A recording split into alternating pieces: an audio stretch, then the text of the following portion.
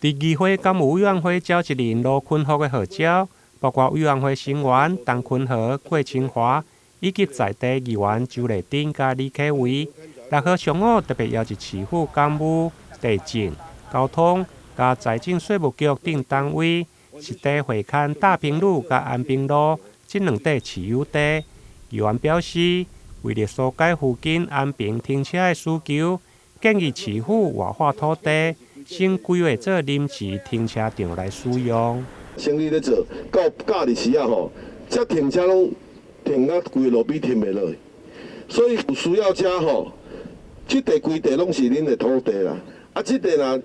这地该作为停车用途吼，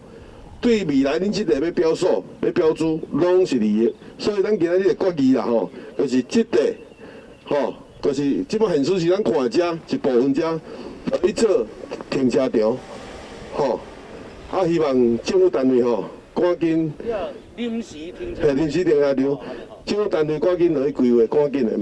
莫去拖。对此，市府交通局表示，如果以2000多平方公尺计算，大约会用规划70个停车位，费用大约需要175万。不过前提就是土地暂时未用的来标租。这部分我若用2200平米来做差不多70个左右的停车格啊经费要175